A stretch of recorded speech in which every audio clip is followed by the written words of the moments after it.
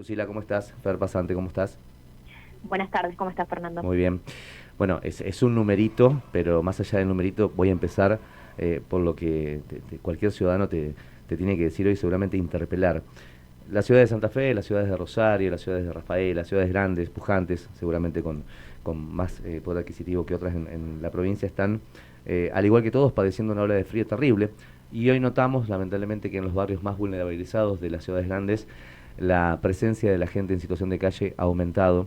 Y nos preguntamos, antes de arrancar con el relevamiento ya puntual, ¿qué has visto vos? Porque digo, evidentemente si un estado retrocede, perdón, la gente la pasa peor. Y cuando hay frío, Lucila, esto se ve mucho más a las claras. ¿Te pasó lo mismo?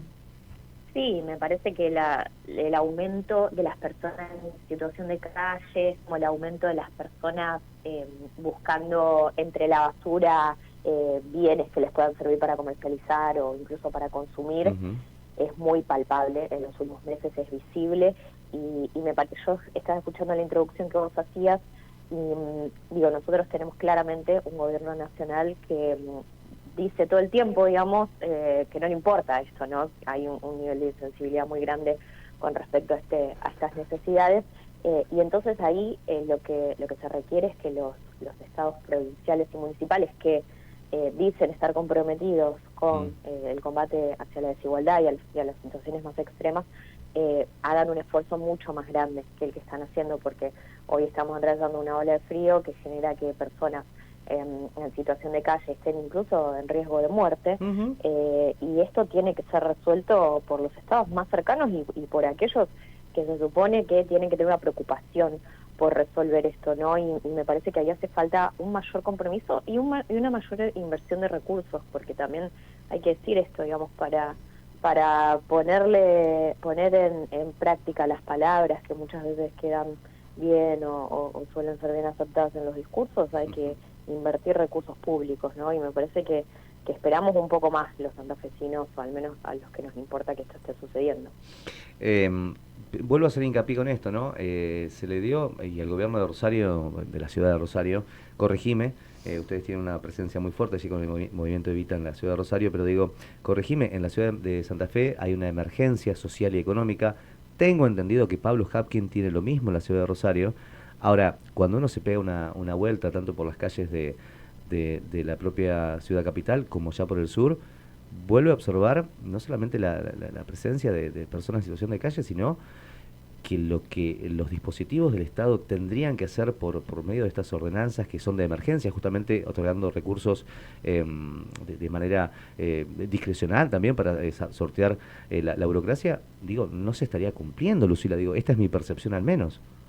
Sí, totalmente. Mira, en Santa Fe las organizaciones lograron que se sancione esta emergencia, en Rosario no se Ajá, pudo bien. sancionar una ordenanza de emergencia, pero ambas municipalidades, digamos, están muy lentas a la hora de asumir las responsabilidades que tienen con respecto a esto. Mis compañeros allá en la ciudad de Santa Fe estuvieron sosteniendo semanalmente una olla en frente, en la plaza, bueno, no me acuerdo el nombre, la que queda enfrente del Partido Justicialista, en la calle Crespo, Ujú. que se llenaba de personas que probablemente en meses anteriores no hayan tenido que recurrir a una olla popular para completar alguna de las comidas del día que no podían completar por sus propios medios. Y esto son todos efectos de la recesión económica que estamos viviendo, de cuando decimos, bueno, hay un aumento del desempleo, hay salarios de pobreza, hay una pobreza que está en torno al 50 y pico, 60%, una indigencia en torno al 18%,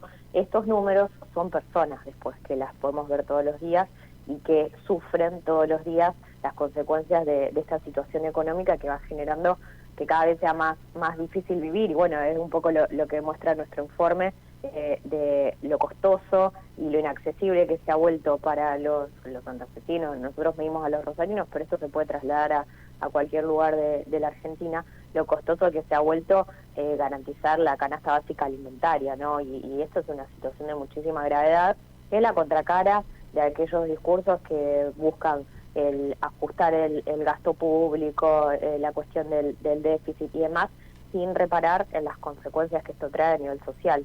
Ahora, Lucila, Laura te saluda, ¿cómo estás? ¿Qué tal, Laura? ¿Cómo estás? Bueno, estábamos repasando justamente este informe al que haces mención. Los montos son digo, no, a ver, nosotros somos acá periodistas, Guarda, locutores, por favor. más o menos tenemos un salario para nosotros, esto es irrisorio, bueno, un poco lo charlábamos, también lo poníamos en debate sobre la mesa hace un ratito nada más con el mensajero, vos dejabas una pregunta abierta, Fernando dejaba una pregunta abierta, son montos que digo, para lo que se podría hasta pensar la clase media, que ya no sé ni qué es una cosa ni qué es otra, son tremendos. Digo, ¿cómo se hace en un barrio más popular, con los costos? Y además, teniendo, vos decís que por ahí muchas veces, bueno, tal vez tenés la olla popular, recurrís, pero ahora hasta hay recortes en eso también. Digo, ¿cómo hacen? O sea, la pregunta que solemos hacer para dejarla en el aire, te la hago también. Digo, ¿cómo hacen?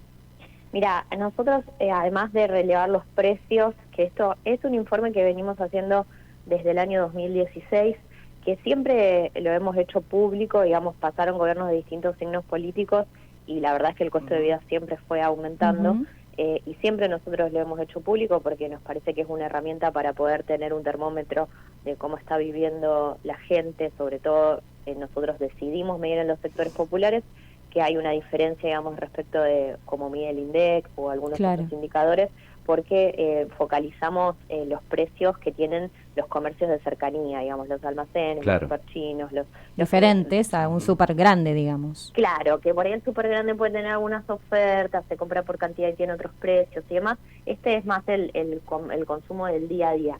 Y bueno, o sea que vos decís que los que menos tienen más pagan.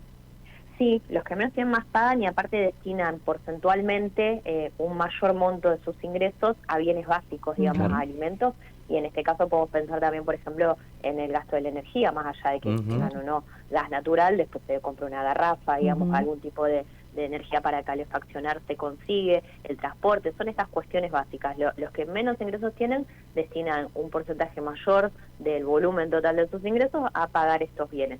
Y si bien el aumento más grande que nosotros vimos en todos estos años que venimos midiendo fue el del informe del costo de vida anterior, que fue el que midió el fin de año y principio de año entre 23 y 24, ahora, digamos, hubo una desaceleración, pero lo que se consolidó, digamos, y que es lo que preocupa mucho y que va un poco hacia tu pregunta, es la brecha entre el costo de vida y los ingresos, porque los salarios, ya sea los formales, como los ingresos informales o incluso jubilaciones o asignaciones y demás, no se han actualizado en la misma medida en la que han aumentado los precios. Y esta brecha tan grande se va resolviendo de distintas maneras, con mucha más dificultad, cuando el Estado, además de permitir, digamos, que los precios libremente aumenten, retira la asistencia del acompañamiento en términos de la ayuda alimentaria del territorio, ¿no? Entonces, lo que vemos es que las familias empiezan a modificar, digamos, su canasta alimentaria, yendo hacia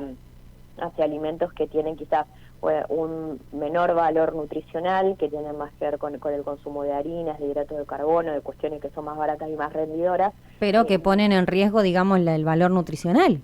Claro, sí, que es un poco lo que se está viendo ya también desde hace varios meses, como las principales dificultades alimentarias que se presentan, sobre todo en los menores, digamos, en niños y niñas, tienen que ver con un deterioro de la nutrición, no tanto una desnutrición como ha sido en otras épocas, sino quizás una malnutrición que tiene que ver con consumir en demasía alimentos que no son los nutricionalmente adecuados, y en detrimento de lo que es carnes, verduras, frutas, digamos, alimentos frescos. Porque la comida, y esto es una observación que voy a hacer yo, que es duro, como lo voy a definir, pero digo, la comida es una cuestión cultural también, y uno observa, y lo digo con mucho pesar, el consumo de harinas, justamente, en los barrios es mucho más evidente, porque hay que parar la olla, Lucila. Esto es algo que uno... Hay que llenarse. Hay que llenarse, No hay que importa con qué, tener un pareciera. poquito de ese azúcar que me da el harina, ¿no?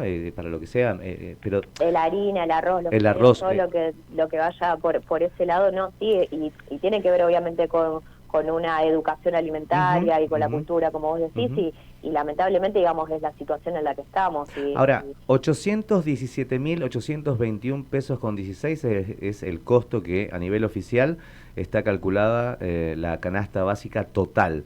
En Santa Fe yo estoy pensando si eso me alcanza, pero prefiero tus números. ¿Qué es lo que relevaron ustedes y en qué concluyeron, Lucila?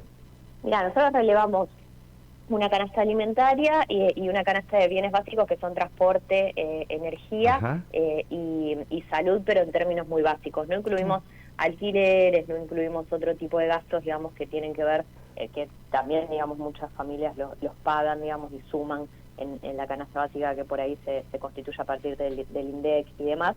Pero bueno, nosotros hacemos una canasta reducida que tiene que ver con los bienes que son indispensables para poder vivir, digamos. Y esto, digamos, por un lado, fundamentalmente lo que se mide son alimentos, y en ese sentido también algo que me parece importante destacar son los aumentos que han tenido los alimentos, justamente estos de los que hablábamos, que son los de mayor consumo y de consumo más común, son los que más aumentaron. Tenemos arroz y fideos por encima del 1.100% de aumento interanual, lo cual es un número altísimo. Y después otros también como yerba, aceites, incluso carnes y lácteos han aumentado por encima del 700% en un año, todo lo cual, digamos, va tirando para arriba el conjunto de los precios. Y después lo que nosotros también hacemos es ponderarlo con los ingresos promedios de estos sectores, tomando, digamos, algunos rubros económicos que son los de mayor presencia en los sectores populares, como puede ser el rubro de la construcción, empleadas de casas particulares,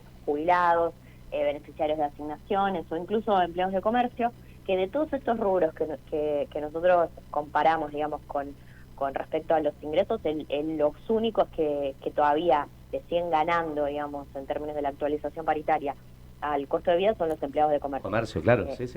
De esto que nosotros medimos, ¿no? Después obviamente hay otros salarios que también le ganan, por supuesto. Pero esto que nosotros medimos, ya todos fueron quedando muy por debajo de poder cubrir con un salario esta canasta básica, ¿no? Y hablar, por ejemplo, de jubilados que tuvieron una pérdida del 99% de su poder adquisitivo en los últimos meses, digamos, de diciembre a esta parte. Lo cual, bueno, es toda una situación muy compleja, muy preocupante, y sobre todo esto que también ustedes decían, que decía Laura, ya no sé lo que es la clase media, es que en realidad lo que está pasando en términos socioeconómicos es que en Argentina la clase media se está disminuyendo en términos muy acelerados. Una brecha bien marcada. Claro, por el deterioro, si la línea de pobreza y la ubicación, digamos, en la escala social la medimos por los ingresos, son cada vez más las familias argentinas que están por debajo de lo que se necesita o que están por debajo de lo que se considera clase media. Ahora, entiendo, Lucila, que este relevamiento se publica, digamos, el resultado cada 3 meses, ¿es así? Sí, nosotros lo publicamos cada 3 meses, bueno, es un lapso de tiempo que nos parece que es adecuado, digamos, para poder ir midiendo la evolución. Sí. Como les decía, la realidad es que durante 2023 y el principio de 2024 hubo aumentos muy pronunciados en cada uno de los informes. En este caso nosotros tuvimos, con respecto a lo que medimos en marzo, un aumento del 18% trimestral, es decir, que hubo una desaceleración de los aumentos, no una baja, que esto también es algo que por ahí se quiere hacer creer, digamos, que se terminó la inflación y que los alimentos están bajando de precio. No están bajando de precio, están aumentando menos o más lento. Porque además se consume mucho menos, esto también hay que decirlo, y como consecuencia de lo mismo, es evidente, ¿no? Yo igual yo las miro a ustedes, o sea, la miro a Lucila por la pantalla con el graph y la miro a Laura, y estoy pensando en esta cifra, porque es toda una cifra, 1.233.863 pesos, y un aumento del 291% interanual. Digo, es realmente sanguinario, es un número muy alto, y además, corregime, Lucila, por favor, solo para alimentos, según este informe, se necesitan 532.000 pesos, porque vos me dijiste, no se incluye alquiler. Claro, eso solo para comer. ¿Quieren que les traiga? Solo para comer 532. Claro, yo les traigo mi boleta de alquiler, digo, lo que pago, y me pongo a pensar, claro, yo a veces digo, 2 laburos, ¿y por qué no llegas con la plata? Porque claro, en el alimento en la Argentina, el alimento es un bien preciado. Sí, se lleva muchísimo se lleva mucho de la ganancia que pueda llegar a tener, del salario que pueda llegar a sacar. Y en un país cuya principal ventaja comparativa en términos económicos es producir alimentos. Entonces tenemos un problema muy grave, que yo en esto no hay que adjudicarle toda la responsabilidad al gobierno actual, pero sí la verdad es que hay una falta, digamos, de mirada estratégica a la hora de pensar en cómo se empieza a resolver esto, que queda muy claro, por ejemplo, con el Pacto de Mayo, lo que se firmó el otro día en Tucumán, donde no hay casi mención a la posibilidad de poner como uno de los objetivos principales la reducción de la pobreza y de la indigencia en un país que si se quiere pensar en términos de vinculación de la producción con la satisfacción de las necesidades básicas, tiene todas las posibilidades para hacerlo, y esto evidentemente no está en la mira de la política, ¿no? Entonces ese es como el principal problema que hay por ahí. Yo lo que veo, digamos, es que hay mucho relato, ¿no? de la política, de lo que pasa, y pocas decisiones tendientes, digamos, a poder modificar esto, o a poder incluso paliar las consecuencias más duras, como lo que hablábamos al principio, ¿no? Claro, que están haciendo. pero además Lucila y Lau, por favor, recién estuvimos, hace un rato charlábamos con el diputado nacional Martín Tetaz. Digo, si hay alguien que realmente no puede ser identificado con el peronismo, es Martín Tetaz. Sí. Y que Martín Tetaz diga, la verdad que en el año 2025 no vamos a hablar ya del problema de la inflación, sino del problema de la desocupación en dos dígitos, lo dijo textual. Sí, sí. Esto se va a poder ver después en Sol Play. Digo, nos augura, Lucila, realmente un escenario realmente que es bastante apocalíptico. Digo, uno no quiere ser tan, pero lo dice uno de los economistas que fue referencia de Javier Milei, Sí, sí. que trabajaron casi codo a codo. Hoy está con Lustó, bueno, pero digo, está todo cambiando. Digo, esto de la pobreza ni siquiera está en la agenda del pacto de mayo, de julio, ni de ningún pacto, Y ya hasta ni de abril. los que en algún momento fueron cercanos incluso también lo están mencionando Claro, como Tetaz, operativo, en este caso. sacando los pies del plato parece, pero digo, lo reconocen también son rivales políticos, Sí. pero hay una alianza, Pero hay una ¿no? cosa dialoguista, vamos a decir, o algo Sí, cercano. es que, o sea, realmente me parece que más allá de los colores políticos que tengamos, y por eso yo les decía, nosotros este informe lo publicamos siempre cuando Sí. gobernó el peronismo también, Sí, sí. y cuando gobernó el peronismo hubo una inflación absolutamente pronunciada, digamos, y esto yo no le saco la responsabilidad ni le corro Justamente, el puesto, sí, Lucila, perdón que te interrumpa, pero justamente de eso te quería preguntar, desde que sacan este informe que es trimestral, ¿en algún momento vieron una brecha tan marcada entre los ingresos y los costos como en este momento, o es inédito? No, este es el momento donde la brecha es más grande. No es el momento, no es el informe que tiene una mayor aceleración, es decir, que el porcentaje de aumento trimestral es el mayor. Eso sucedió, digamos, en los informes anteriores, pero sí lo que había era un acompañamiento en términos de actualización de los ingresos, ¿no? Tanto a partir de paritarias como la evolución del salario mínimo vital y móvil, o la actualización de jubilaciones y asignaciones, que siempre va un poco retrasada, iban acompañando con mayor sintonía, digamos, los aumentos. Lo que tenemos hoy es la expansión de la brecha, ¿no? Que es más grande que en todos estos años en los que hemos medido.